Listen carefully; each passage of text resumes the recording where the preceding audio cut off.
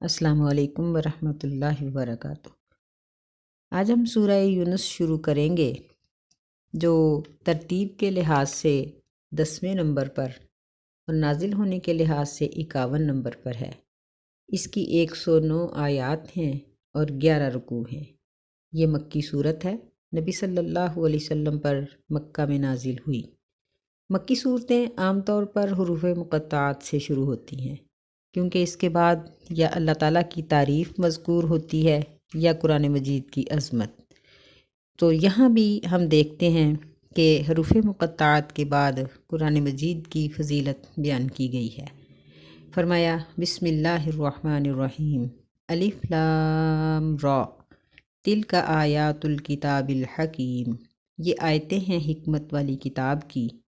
اکان للناس عجبا ان اوحینا الی رجل منہم، کیا لوگوں کو اس بات پر تعجب ہے کہ ہم نے وحی کی ان میں سے ایک آدمی کی طرف۔ ان انذر الناس، یہ کہ لوگوں کو ڈراؤ۔ وبشر الذین آمنوا ان لهم قدم صدق عند ربہم، اور ایمان والے لوگوں کو اس بات کی بشارت سناؤ کہ ان کے لیے سچا مرتبہ ہے ان کے رب کے پاس۔ قال الکافرون ان ھذا لساحر مبین، کافروں نے یہ بات کہہ دی کہ بے شک یہ تو ظاہری طور پر جادوگر ہے۔ ان آیات میں اللہ تعالیٰ نے قرآن مجید کی صفت بیان کی ہے کہ یہ آیات ہیں اللہ تعالیٰ کی طرف سے بیان کی گئی ہیں، اور پھر یہ باقاعدہ ایک کتاب کا حصہ ہے، یعنی قرآن مجید باقاعدہ ایک کتاب ہے جس کی یہ آیات ہیں۔ حکیم، یعنی یہ حکمت والی کتاب کی آیات ہیں کہ اس کا کوئی بھی حکم، قرآن مجید کا کوئی بھی حکم حکمت سے خالی نہیں۔ پھر یہ بات ذکر کی گئی ہے کہ لوگوں نے اس بات پر تعجب کیا کہ ہم ان میں سے ایک آدمی پر نصیحت کو نازل کر دیں اور اس کو کہیں کہ وہ لوگوں کو جہنم سے ڈرائے اور ایمان والوں کو بشارت سنائے۔ یعنی ان لفظوں میں یہ بات بالکل واضح ہے کہ کفار صرف اپنے ضد اور عناد کی وجہ سے قرآن کا انکار کر رہے ہیں، حالانکہ اس میں ان کے انکار کی کوئی گنجائش نہیں۔ یہ لوگ دلی طور پر نبی صلی اللہ علیہ وسلم کی سچائی کو تسلیم کرتے تھے، لیکن ظاہری طور پر یہ اس لیے انکار کرتے تھے کہ ان کے اپنے مفادات نبی علیہ السلام کی اطاعت کی وجہ سے ضائع ہوتے تھے۔ یہاں اللہ تعالیٰ نے ایمان والوں کے لیے یہ بشارت سنا دی ہے، ان لہم قدم صدق، کہ ان کے لیے اچھا مرتبہ ہے ان کے رب کے پاس۔ اس میں قدمہ کا معنی ظاہری بات ہے کہ ایک دوسرے سے آگے نکلنا ہے، یعنی جس کا قدم دوڑ میں سب سے آگے نکل جائے گا وہ شخص جیت جائے گا۔ تو قدمہ کا معنی پیش قدمی بھی ہو سکتا ہے، درجہ اور مرتبہ بھی ہو سکتا ہے۔ تو اسی طرح یعنی اس کا معنی بلندی بھی آ جاتا ہے، آگے نکلنا بھی آ جاتا ہے۔ صدق ان کا معنی ہوتا ہے سچائی، یہ مبالغے کے لیے مصدر ہے بمعنی اسم فاعل، یعنی بہت سچا۔ جس طرح عرب لوگ کہتے ہیں کہ زید عدل، کہ یعنی زید بہت ہی عدل کرنے والا ہے۔ اسی طرح یہاں قدم صدق ان کا معنی یہ ہوگا کہ بہت ہی سچا مرتبہ، اور اس کا مطلب یہ ہے کہ کفار تو اللہ تعالیٰ کی طرف بڑھے ہی نہیں، بلکہ یہ تو شرک اور کفر کی طرف بڑھ گئے، اور نبی علیہ الصلوۃ والسلام کی 40 سالہ زندگی بھی ان کے لیے یعنی اس بات کی دلیل نہ بن سکی کہ نبی علیہ السلام جو کہہ رہے ہیں سچ کہہ رہے ہیں، بلکہ یہ لوگ اپنی ضد اور اپنے عناد اور دشمنی پر ہی اڑے رہے، اور انہوں نے نبی علیہ السلام کو جادوگر تک کہہ دیا۔ تو پھر پیش قدمی کرنے والے مومن ہی ہیں، سچا درجہ انہی کے لیے ہے، کافروں کے لیے یہ درجہ نہیں ہے۔ ان ربکم اللہ الذی خلق السماوات والارض فی 6 ایام، بے شک تمہارا رب تو اللہ تعالیٰ ہے، وہ ذات جس نے پیدا کیا آسمانوں کو اور زمین کو فی 6 ایام 6 دن میں۔ ثم استوى علی العرش، پھر وہ عرش پر مستوی ہوا۔ یدبر الامر، وہ معاملات کی تدبیر کرتا ہے۔ ما من شفیع الا من بعد اذنہ، کوئی بھی سفارش کرنے والا نہیں مگر اس کی اجازت کے بعد۔ ذالکم اللہ ربکم فاعبدوہ، یہ ہے تمہارا اللہ جو تمہارا رب ہے، فاعبدوہ پس اسی کی عبادت کرو۔ افلا تذکرون، کیا پس تم نصیحت نہیں پکڑتے؟ یعنی اس آیت میں ایک چیز یہ بیان کی گئی ہے کہ ارض و سماوات کا خالق اللہ تعالیٰ ہے اور وہی تمہارا رب ہے۔ ان ربکم اللہ، کہ تمہارا رب وہ اللہ ہے جو ارض و سماوات کا خالق ہے۔ یعنی رب وہ ہو سکتا ہے جس کی طاقت قوت مکمل ہو، جو ہر چیز پر اختیار رکھتا ہو، جس کے خزانوں میں کمی نہ آتی ہو، وہی اتنی بڑی کائنات کو پال سکتا ہے، اور یہ صرف اللہ ہی کی ہے۔ پھر فرمایا کہ فی ستۃ ایام، 6 دن میں۔ حالانکہ اللہ تعالیٰ کی قدرت اس قدر کامل ہے کہ اللہ لمحے بھر میں بھی یہ سارا کام کر سکتا ہے، تو 6 دن میں تدریجاً ان کو پیدا کرنے کا مقصد یہ تھا کہ خالق کی عادات مخلوق کے اندر سرایت کرتی ہیں۔ اگر اللہ تعالیٰ یوں لمحے بھر میں ارض و سماوات کو پیدا کر دیتا تو انسان بہت جلد باز ہوتا، اس لیے اللہ تعالیٰ نے اس کو درجہ بدرجہ آہستہ آہستہ پیدا کیا تاکہ انسان کو بھی آہستہ آہستہ تدریجاً درجہ بدرجہ کام کرنے کی عادت پڑے۔ یہاں ہمیں ایک بات یہ بھی معلوم ہوئی کہ جس طرح خالق حقیقی کا مزاج اس کی مخلوق میں آتا ہے، اسی طرح جو خالق مجازی ہیں یعنی ماں باپ ہیں، ان کی عادات بھی خود بخود اولاد کے اندر آ جاتی ہیں۔ تو اگر کوئی اپنی اولاد کو سنوارنا چاہتا ہے تو اسے چاہیے کہ پہلے وہ اپنے آپ کو سنوارے، ان کا اخلاق درست کرنے سے پہلے اپنا اخلاق درست کرے، ان کو دین کا پابند کرنے سے پہلے خود دین کی پابندی کرے۔ انشاءاللہ اولاد کے اندر یہ چیزیں خود بخود آ جائیں گی۔ پھر ان کا دھیان بھی رکھا جائے، جس طرح اللہ تعالیٰ نے انسانوں کی ہدایت کے لیے بہت سے انتظامات کیے، اسی طرح ماں باپ بھی اپنی اولاد کے لیے اور اساتذہ اپنے شاگردوں کی ہدایت کے لیے انتظامات کریں، تو انشاءاللہ اس کا اچھا نتیجہ نکلے گا۔ پھر آگے یہ بیان کیا گیا کہ پھر وہ عرش پر مستوی ہوا۔ اللہ تعالیٰ کا عرش پر مستوی ہونا ثابت ہے، جو لوگ اس کے منکر ہیں وہ مسلمان نہیں۔ اللہ عرش پر مستوی ہے، صرف بات یہ ہے کہ ہم اس کی کیفیت کو بیان نہیں کر سکتے کہ اس کا مستوی ہونا کس طرح سے ہے، یعنی اللہ تعالیٰ عرش پر بیٹھا ہے، کھڑا ہے، یا کس حالت میں ہے، اور اس کی جسامت کیا ہے، اس کی کیفیت کیا ہے، یہ نہیں ہم کہہ سکتے، بلکہ ہم یہی کہیں گے کہ اللہ عرش پر مستوی ہے جس طرح اس کے لائق ہے۔ پھر اگلی بات یہ بیان کی گئی کہ وہ معاملات کی تدبیر کرتا ہے، یعنی ہم اگرچہ اپنے معاملات کو کنٹرول کرتے ہیں اور اپنے معاملات کو ہم سوچتے ہیں کہ ہم نے ایک کام کے بعد دوسرا کون سا کرنا ہے، لیکن ہوتا وہی ہے جو اللہ تعالیٰ نے لکھا ہوتا ہے۔ اپنے بڑے بڑے معاملات اللہ تعالیٰ کی تدبیر کے آگے ختم ہو جاتے ہیں۔ سیدنا علی رضی اللہ تعالیٰ عنہ کہتے تھے کہ میں نے اپنے فیصلوں کو پورا نہ ہوتا ہوا دیکھ کر اللہ کی قدرت کو پہچانا، کہ انسان کسی کام کے کرنے کا پکا فیصلہ کر کے بیٹھا ہوتا ہے، لیکن کوئی دوسرا کام اوپر سے ایسا آ جاتا ہے کہ وہ اپنا سوچا ہوا کام نہیں کر سکتا۔ پھر یہاں یہ چیز بیان کی گئی کہ قیامت کے دن اللہ کی اجازت کے بغیر کوئی سفارش نہیں کر سکے گا۔ تو جب اللہ تعالیٰ خود یہ کہہ رہے ہیں تو پھر وہ لوگ کس طرح سے سفارش کر سکیں گے جو دنیا کے اوپر اس بات کے دعوے کرتے ہیں کہ ہمیں کھلاؤ پلاؤ اور ہم آخرت میں تمہاری سفارش کریں گے؟ نہیں، یہ لوگ سراسر دھوکہ باز ہیں۔ اللہ کے ہاں انبیاء علیہم السلام بھی اس کی اجازت کے بغیر سفارش نہیں کریں گے۔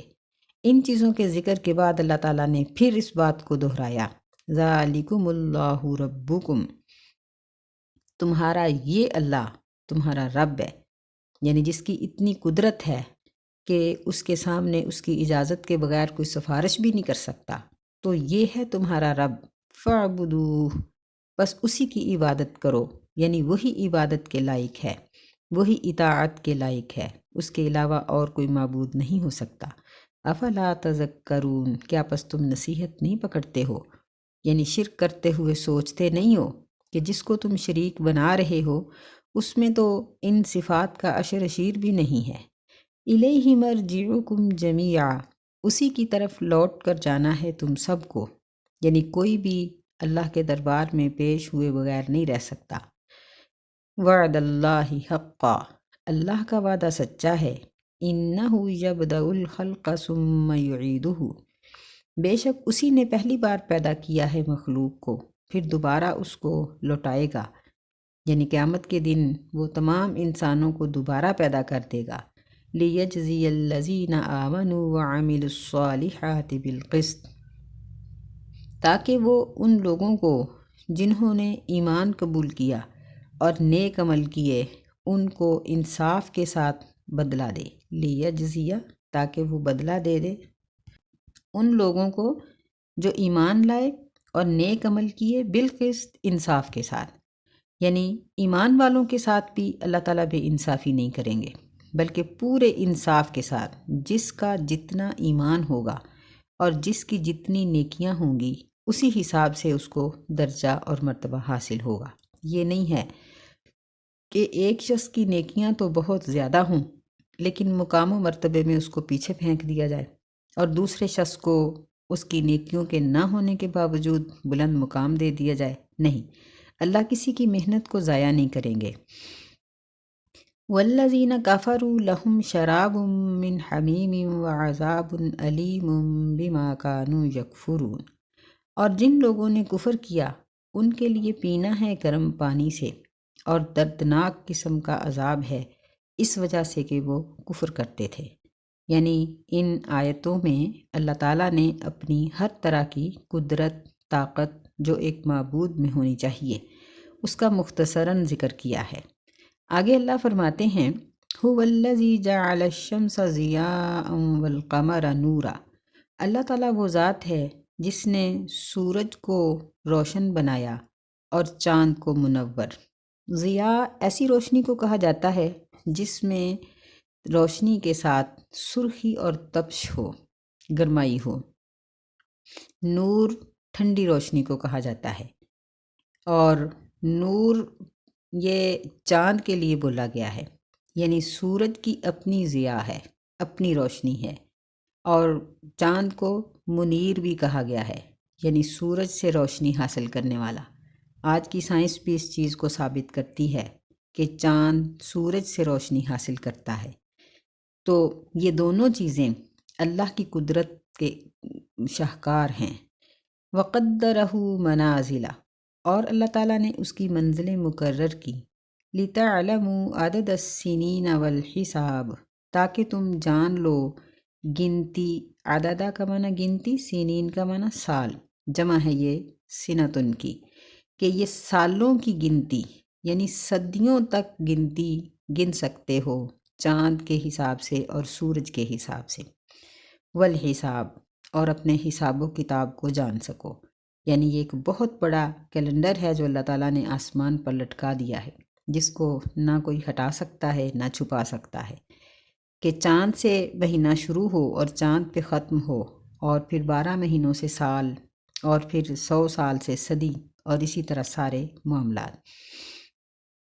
ما خلق اللہ ذالک الا بالحق، نہیں پیدا کیا اللہ تعالیٰ نے یہ سب کچھ مگر حق کے ساتھ، یعنی یہ سب چیزیں کھیل اور تماشا نہیں، بلکہ یہ باقاعدہ کائنات کو تخلیق کیا گیا ہے کہ انسان یہاں رہے اور اللہ کی عبادت کرے۔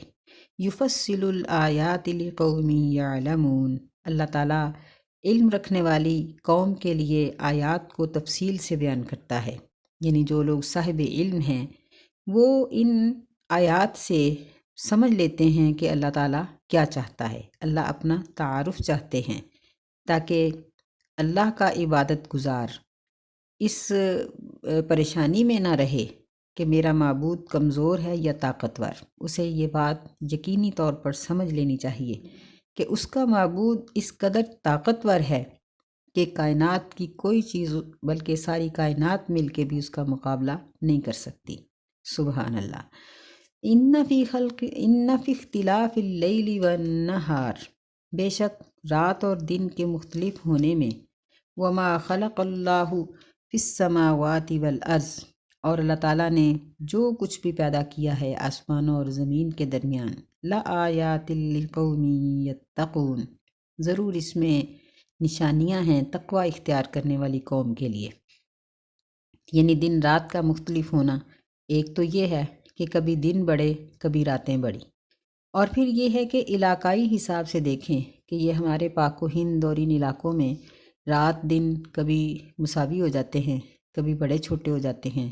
چاروں موسم اللہ تعالیٰ نے ہمیں عطا کیے ہیں، اور بعض علاقے دنیا پر اس طرح کے بھی ہیں کہ جہاں 20-22 گھنٹے کی رات ہے، اور بعض علاقے ایسے بھی ہیں جہاں 20-22 گھنٹے کا دن ہے اور 1.5-2 گھنٹے 3 گھنٹے کی رات ہے صرف۔ وہ لوگ ہمارے دن رات نہیں لے سکتے اور ہم ان کے نہیں لے سکتے، حالانکہ وہ لوگ چاہتے ہیں کہ ان کے بھی شب و روز ہماری طرح کے ہو جائیں، لیکن ایسا ممکن نہیں ہے کیونکہ یہ سب چیزیں اللہ کے اختیار میں ہیں۔ اور اسی لیے فرمایا، بہت سی جگہوں پر قرآن مجید میں اللہ نے یہ ذکر کیا کہ دن رات کا مختلف ہونا یہ اللہ تعالیٰ کی نشانیوں میں سے بہت بڑی نشانیاں ہیں، اور متقین لوگ ان نشانیوں سے استفادہ کرتے ہیں۔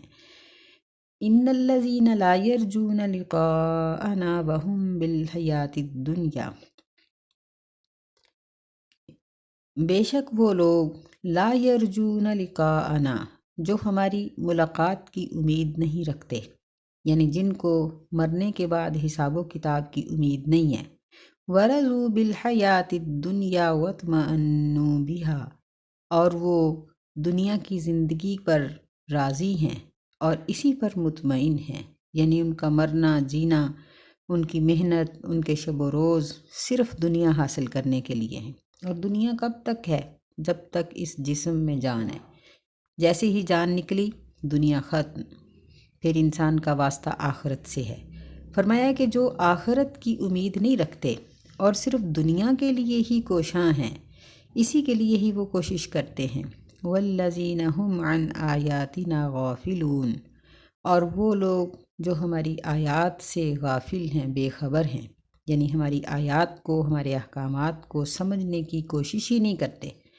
اولئک مأواہم النار، یہ لوگ ان کا ٹھکانہ آگ ہے، بما کانوا یکسبون، اس وجہ سے کہ وہ جو عمل کماتے تھے۔ اب اس آیت کو پڑھ کر ہمیں یوں محسوس ہوتا ہے کہ یہ آیت صرف کافروں کے لیے ہے، حالانکہ ایسا نہیں ہے۔ ہم اپنے مسلمانوں کو دیکھیں، ہم میں سے بہت سے مسلمان ایسے نظر آئیں گے جن کو شاید کلمہ بھی پورا نہیں آتا، یا کلمہ پڑھ لیتے ہیں تو ان کو نماز ہی نہیں آتی، اگر آتی بھی ہے تو ان کا روز کا معمول یہ ہے کہ صبح اپنے کاروبار پہ گئے اور شام کو آئے۔ عورتوں کا کام یہ ہے کہ گھروں کو سنبھالا سنوارا، کھایا پیا اور اگلے کھانے کی تیاری شروع کر دی۔ اپنی آخرت کے لیے یہ لوگ جب کوشش ہی نہیں کرتے تو اگرچہ یہ لوگ کلمہ پڑھتے ہیں، ان کو ڈرنا چاہیے کہ ایسا کرنے والوں کا شمار کہیں ان لوگوں میں نہ ہو جائے، کیونکہ اللہ تعالیٰ نے یہاں یہ نہیں کہا کہ وہ کلمہ پڑھتے ہیں یا نہیں، بلکہ کہا کہ لا یرجون لقاءنا، کہ پہلی ان کی علامت یہ ہے کہ وہ آخرت کی ملاقات کی امید ہی نہیں رکھتے، ان کو حساب و کتاب، اللہ کے سامنے کھڑے ہونا، اپنی زندگی کا حساب دینا، اس کی امید ہی نہیں ہے۔ اور دوسری ان کی علامت یہ بتائی کہ ان کی ساری کوشش، ساری تگ و دو صرف دنیا کے لیے ہے۔ اور تیسری ان کی نشانی یہ بتائی گئی ہے کہ وہ دین سے غافل ہیں، وہ دین کو سمجھنے کی اور اس کو عمل میں لانے کی کوشش ہی نہیں کرتے۔ تو یہ تین علامتیں جس شخص میں ہوں، چاہے وہ کلمہ پڑھے یا نہ پڑھے، ایسے شخص کا ٹھکانہ جہنم ہے۔ ہمیں اب سوچنا چاہیے کہ ہم اپنا ٹھکانہ کہاں بنانا چاہتے ہیں۔ ان الذین آمنوا وعملوا الصالحات یہدیہم ربہم بایمانہم، بے شک وہ لوگ جو ایمان لائے اور انہوں نے نیک عمل کیے، یہدیہم ربہم، ان کو ہدایت دیتا ہے ان کا رب، بایمانہم، ان کے ایمان کی وجہ سے، یعنی اللہ تعالیٰ ایمان والے اور عمل صالح کرنے والے لوگوں کی رہنمائی کرتا ہے۔ یہاں دین کی ہدایت کے ساتھ ساتھ دنیا کی رہنمائی بھی موجود ہے۔ یہ نبی صلی اللہ علیہ وسلم نے فرمایا کہ مومن کی فراست سے ڈرو، کہ یہ اللہ تعالیٰ کی دی ہوئی سمجھ کے مطابق بولتا ہے۔ یعنی مومن کو بہت سے نقصانات اور بہت سی تکلیفوں سے اللہ اپنی رحمت سے بچا لیتا ہے، جس سے غیر مومن نہیں بچ سکتا۔ تو یہاں یہدیہم ربہم بایمانہم سے مراد دونوں طرح کی رہنمائی ہے، دین کی رہنمائی بھی جس کو ہم ہدایت کہتے ہیں، اور دنیا کی رہنمائی بھی، کہ جب وہ کوئی کاروبار کرتا ہے تو استخارہ کرے، اللہ سے دعا مانگ کے نکلے تو اللہ اس کو نقصان کی طرف جانے ہی نہیں دیتے۔ ایسے ہی جب وہ کوئی دین کا کام کرنا شروع کرتا ہے تو اس میں بھی اللہ تعالیٰ اس کے ساتھ مدد اور تعاون کر دیتے ہیں۔ فرمایا تجری من تحتہم الانہار فی جنات النعیم، کہ ان کے لیے ایسے باغات ہیں کہ چلتی ہیں نہریں ان کے درختوں کے باغوں کے نیچے سے، فی جنات النعیم، نعمتوں والی جنت میں، دعواہم فیہا سبحانک اللہم وتحیتہم فیہا سلام، ان کی پکار اس میں یہ ہوگی کہ اے اللہ تو پاک ہے، اور ان کا تحفہ اس میں سلام کہنا ہوگا۔ وآخر دعواہم ان الحمد للہ رب العالمین، اور ان کی آخری پکار یہی ہوگی، یہ کہ سب تعریف اللہ کے لیے ہے جو رب ہے تمام جہانوں کا۔ آخری پکار کا مطلب یہ کہ جب وہ کسی بھی چیز کو طلب کریں گے تو اس وقت بھی اللہ تعالیٰ کی تسبیح و تحمید بیان کریں گے، اور جب ان کو وہ نعمت یا وہ خوراک یا جو چیز بھی انہوں نے مانگی تھی جب ان کو مل جائے گی تو اس وقت ان کی گفتگو کی انتہا بھی اللہ کی تعریف پر ہی ہوگی، یعنی ان کا جنت میں جنتیوں کا اٹھنا بیٹھنا بولنا چالنا ہر چیز اللہ تعالیٰ کی حمد اور تعریف کے ساتھ ہوگی۔ اللہ سے دعا ہے کہ وہ ہمیں ایسا بننے کی توفیق عطا فرمائے کہ ہمیں بھی یہ نعمتیں حاصل ہو جائیں۔